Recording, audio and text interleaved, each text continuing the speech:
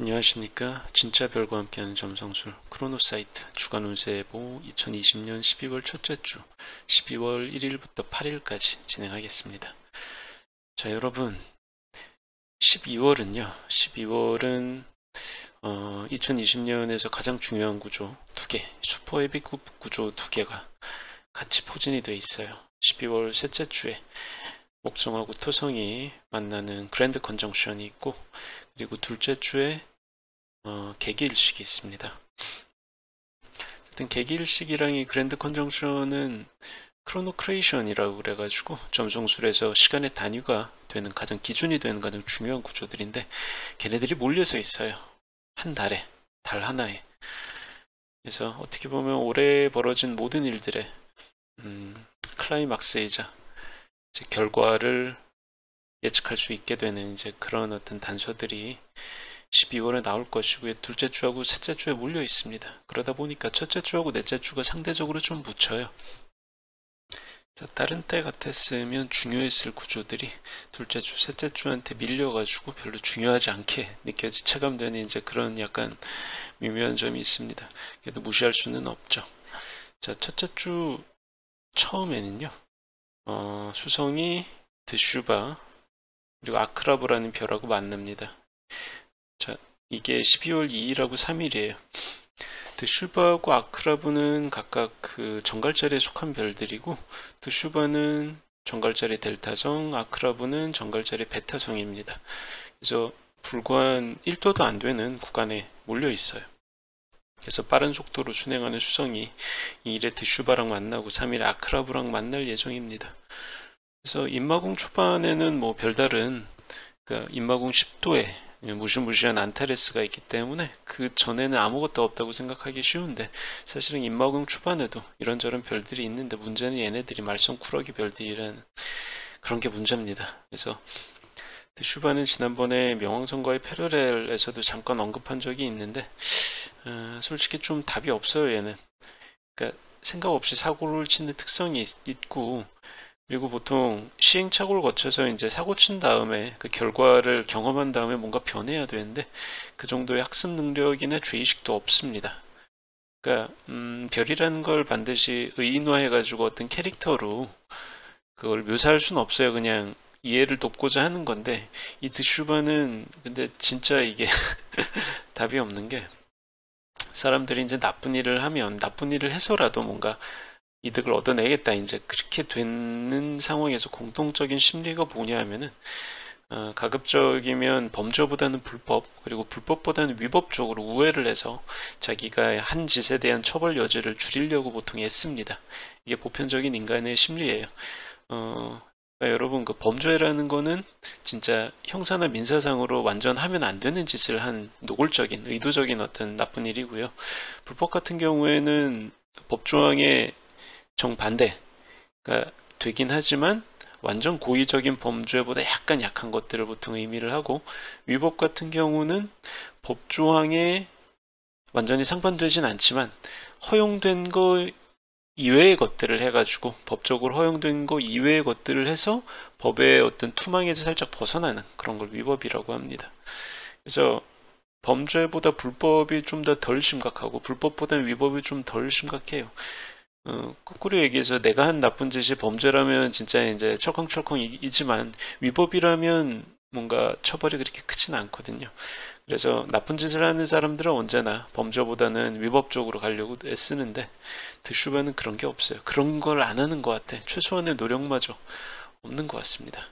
그러니까 내일이 없어요. 오늘만 살아.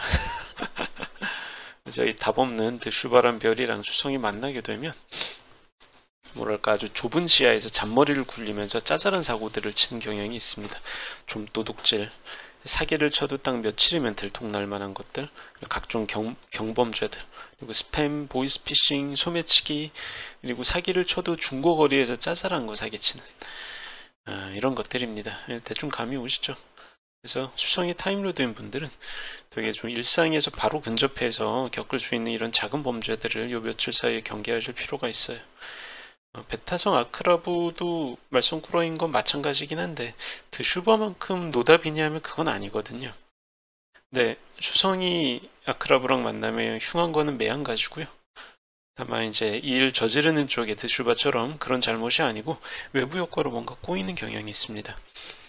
그래서 예를 들어가지고 이제 원래 깔끔하게 문서 작성하고 계약하던 건인데 이상하게 그날만 이제 조항이나 특약에 들어갈 어휘나 숫자를 잘못 써가지고 나중에 큰 사단이 난다. 뭐 이런 식입니다. 그래서 말과 글에서 작은 실수가 벌어졌는데 그게 나중에 상당히 큰 후폭풍으로 돌아오는 그런 셈이죠. 그래서 타임로드 수성인 분들 입장에서는 좀 긴장해야 되는 게 2일하고 3일 사이입니다. 그리고 12월 4일에는 금성이 주벤 엘게누비랑 만나게 돼요. 주벤 엘게누비는 지난달에 이제 수성이랑 만났기 때문에 미리 설명을 해드렸었는데 청갈궁 15도에 있고 천칭자리 알파성입니다. 얼마 없는 순융성이죠. 그래서 길성인 금성이나 목성이랑 만나 봐야 흉한 거는 뭐 마찬가지입니다. 그래서 금성하고 이어졌을 때 연애나 결혼에 관련된 선택을 잘못 내릴 확률이 꽤 높아집니다. 그러니까 뭐 사람이 이제 이런 데에 대해서 선택 잘못하는 경우가 사는 게 너무 힘들어서 돈 버는 게 너무 버거워서 지난번에 헤어진 연인의 빈자리가 너무 커서 그리고 정부 칠 사람이 없이 너무 외로워서 혹은 나이가 이제 머리끝까지 차올랐는데 시간이 얼마 남지 않은 것 같아서 조급해서 뭐 이유는 되게 많은데요. 근데 그런 수많은 이유 때문에 덜컥 내린 결정이 되게 진짜 최악의 타이밍에 이루어진 거라면 결과가 참혹할 수가 있거든요. 그래서 12월 3일, 4일, 5일 사이에는 가급적이면 연애나 결혼에 관련된 중요한 결정은 보류하시는 걸 권합니다. 특히 금성이 타임로드인 분들은 조그만 선택이라도 조심하시는 게 좋아요. 이게 왜 그러냐? 바로 이제 이틀, 3일 후에 금성이 청갈궁 19도 지나면서 주변의 시아말이랑 만나기 때문이에요. 천칭자리 알파성 베타성인 엘게누비랑 에시아마리는 어떻게 보면 쌍둥이 같은 별인데 진짜 다르거든요. 그 별들 중에서 쌍둥이 취급을 받지만 다른 애들의 대표가 있어요. 쌍둥이 자리 알파성 그리고 베타성인 카스토르랑 폴룩스가 있습니다. 얘네들도 상당히 차이점이 커요. 카스토르는 되게 심약하고 폴룩스는 너무 배짱이 세다 못해 너무 오만합니다. 그 정도로 되게 캐릭터가 달라요.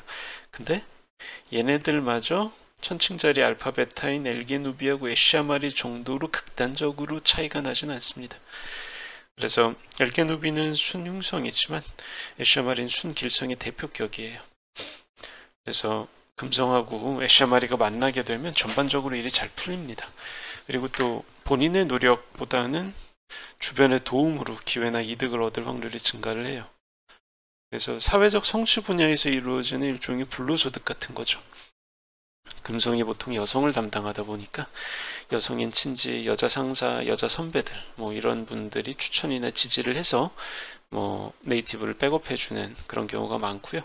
그리고 연애나 결혼을 담당하는 금성 사안이기 때문에 이런 연애 결혼 사안에서 중요한 절차에 해당하는 어떤 그 이벤트들 있죠. 소개팅, 선, 상견례, 약혼식, 결혼식 이런 것들도 가급적이면 12월 7일 진행하시면 좋습니다.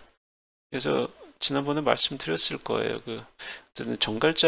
천칭자리, 그러니까 천갈궁에 있는 천칭자리 별들이 되게 뭐랄까 퐁당퐁당 길성하고 흉성이 번갈아서 나오기 때문에 불과 며칠 만에 이제 천국하고 지옥을 왔다 갔다 할 수가 있어요. 그래서 타이밍을 며칠 상관으로 잘 맞추셔야 됩니다. 자, 그리고 그 다음 날에 수성이 안타레스를 만납니다.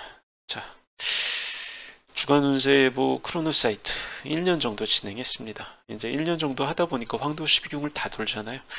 그래서 로얄 스탯 중에서 알데바란, 레굴루스, 스피카를 모두 다 거쳐가고 설명을 다 해드리고 이제 남은 하나가 안타레스인데 드디어 안타레스가 등장을 했습니다. 수성이 금성보다 일찍 임마궁에 진입을 해서 12월 8일에 임마궁 10도에서 안타레스랑 만날 예정이에요. 자, 안타레스는 로열스타다 보니까 힘이 되게 셉니다. 근데 그거하고 상관없이 캐릭터가 아주 의심이 많은 그런 별이에요. 주변에 아무도 믿지 않고 심지어 본인의 언행조차 자신이 믿지 않아요. 이게 뭐 처녀자리스럽게 완벽함을 추구하냐 뭐 그거하고는 상관이 없고요. 오히려 완벽한 건 애초에 존재할 수 없다는 걸 잘 알고, 그리고 모든 인간하고 사물에 크든 작든 문제가 있어요. 그거를 되게 뼈저리게 잘 알고 있는 게 안타레스이기 때문에. 근데 그 되게 자명한 문제를 없는 것처럼 포장하거나 합리화하려는 그런 게 이제 인간의 인지상정인데, 그 인지상정을 분쇄하는 게 안타레스의 일입니다. 그러니까 개인이든 조직이든 간에 문제가 있어요. 없을 수는 없어. 근데 당장 해결할 수 없는 문제를 계속 직시하는 거는 뭐랄까 되게 좀 괴로운 일이거든. 그래서 인간 심리라는 게 이제 그런 게 있으면 해결할 수가 없습니다. 해결할 수가 없으면 대충 덮어놓고 없는 것처럼 무시를 하거나, 혹은 거기에서 한술 더 떠가지고 사실은 이게 문제가 아니고 축복일 수도 있겠다라는 식으로 미화하려는 경향이 있어요. 근데 그런 인간의 심리, 인지상정 때문에 여러 가지 이제 불필요한 문제들이 벌어지잖아요.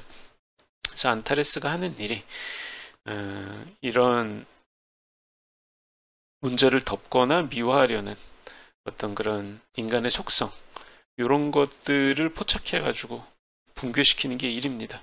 근데 그러다 보니까 모두들 하는 그런 심리다 보니까 주변의 모든 것들을 안타레스는 불신하게 됩니다. 그래서 안타레스라는 것 자체가 동양에서나 서양에서나 예전부터 서쪽을 담당하는 어떤 상징적인 별이었어요. 그래서 뭐 성경에서는 우리엘이 여기 이제 해당이 되고요. 그래서 되게 동양에서나 서양에서나 동서고금의 모든 문화권에서 안타레스는 자기 상징을 갖고 있거든요. 근데 서쪽을 상징을 하는데, 이게 마치 이제 가을에 이제 낙엽 떨어지고 점점 불필요한 걸 다 없애고 필요한 것만 남기는, 이런 걸 이제 서방이 숙살지기라고 합니다. 숙살지기라고 하는데 안타레스가 숙살지기를 담당하는 별이에요. 그러다 보니까 그러니까 불필요한 거를 없애는 악역을 계속 맡게 돼요. 그래서 이게 현실 생활에서 보면 안타레스가 부각되는 천공조의 소유자들은 주로 이제 팩폭 전문가나 뼈때리기의 달인이 됩니다. 근데 문제는 이러다 보니 아무래도 욕을 다 처먹게 되죠. 그렇잖아요. 사람이 직언하는 사람을 불편하게 느끼는 게 이제 보통 인지상정인데, 원래 다 사람이라는 게 다 괜찮을 거다라는 소리를 듣고 싶어 하잖아요. 오히려 너 문제가 있다, 네 문제는 웬만해서는 해결 안 될 것이다, 이런 얘기를 들으면 좀 기분 나쁘지 않을까? 심기가 불편해지잖아요. 그죠? 그래서 이런 거조차 인지상정이기 때문에, 오늘 제가 인지상정이라는 얘기를 10번 이상 한 것 같은데, 안타레스 자체가 그 인지상정과 정면으로 부딪히는 별이에요. 그래가지고 이런저런 문제가 잘 생깁니다. 뭐 아무래도 근데 이런 안타레스라도 잘만 쓰면 바람직한 방향으로 당연히 사용될 수 있겠죠. 불필요한 걸 없애고 일단 개혁시키고 개변시키는 별이기 때문에 당연히 장점이 있습니다. 근데 문제는 안타깝게도 수하고 만났을 때는 장점보단 단점이 더 커져요. 부작용이 생기는 거죠. 그래서 의심이 과하다 보니까 잘못 없는 사람을 오해해서 확신범처럼 만들고 누명을 씌우는 거 비슷하게 돼서 인간관계가 이제 끝나버리는, 상처로 남아버리는 그런 일이 생길 수가 있고요. 그리고 또 세상 일이라는 게 언제나 모든 상황에서 그 수정처럼 깨끗할 수 없어요. 불분명한 부분도 분명히 있습니다.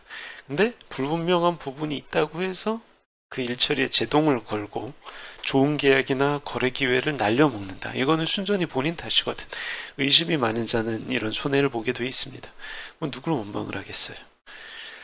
그 이외에도 주변의 친지나 형제 자매들이 사고를 당하거나 병으로 치료받는 등 각종 흉사가 발생할 수가 있습니다. 그래서 수성이 타임로드인 분들은 12월 첫째 주에 어지간히 좀 그래요. 그래서 좋은 기억으로 남기는 어려울 것 같고요. 그래서 괜히 오버하지 말고 적당하게 넘어가는 그런 식으로 하는 게 좋을 것 같습니다. 자, 어쨌든 첫째 주는 요 정도입니다. 둘째 주, 셋째 주에 슈퍼 헤비급 구조가 있기 때문에 그것들을 대비하면서 큰 손해를 입지 않고 잘 보내셨으면 좋겠어요. 자, 크로노사이트 주간 운세 예보 2020년 12월 첫째 주 이야기는 여기까지 하겠습니다. 감사합니다.